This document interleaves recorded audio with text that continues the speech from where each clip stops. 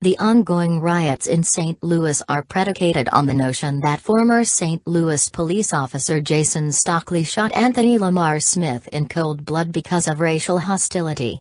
This does not seem to be the case.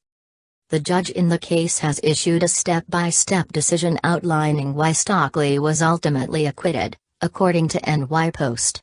These insights seem to show that the idea that Stockley premeditated Smith's murder is impossible and does not line up with the facts. Stockley, who requested that he be tried by a judge rather than a jury, escaped the possibility of spending the rest of his life in prison. Many of the protesters calling for Stockley's head believe that the fact that Stockley's DNA was found on Smith's handgun implicates Stockley in the planting of evidence. These are the facts according to St. Louis Circuit Judge Timothy Wilson. First of all, after police officers were called to inspect a drug deal going down in a restaurant's parking lot, Smith, one of the vehicles in question, sped away and engaged in a high-speed chase. After ramming Smith's car, Officer Stockley fired 5 times at Smith after he saw Smith grab or raise a silver revolver. This gun was later found in Smith's car, but only Stockley's DNA was retrieved from it. Stockley testified that he removed the gun and unloaded it to make sure that the weapon was safe, thus explaining why his DNA was found on the weapon. Judge Wilson found that a full-sized revolver is too large to conceal in someone's pocket. Conversely, if Stockley had concealed the revolver in his belt, the gun would have been visible in the recording of the incident, which it isn't. Both of these scenarios make the idea of planting evidence as unlikely.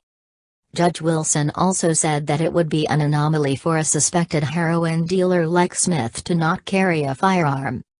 Next, Stockley's explosive outburst before firing the killing shots, which have caused a lot of controversy, have been chalked as the emotional outpouring of someone caught in a highly dramatic situation. The dashcam footage of the event shows Stockley saying, "I'm going to kill this, expletive, don't you know it," seconds before unloading on Smith. Judge Wilson wrote, "People say all kinds of things in the heat of the moment or while in stressful situations, and whether Stockley's statement constituted a real threat of action or was a means of releasing tension has to be judged by his subsequent conduct. Therefore, there is no evidence that Stockley's outburst indicates premeditation."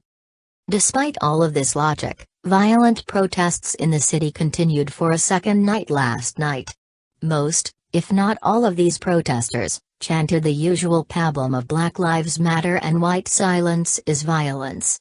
If you look at Judge Wilson's ruling, it seems clear that the argument that Stockley shot Smith in cold blood, then planted a gun on him is unfounded in fact or logic. The rioters do not seem to have much interest in facts or logic either.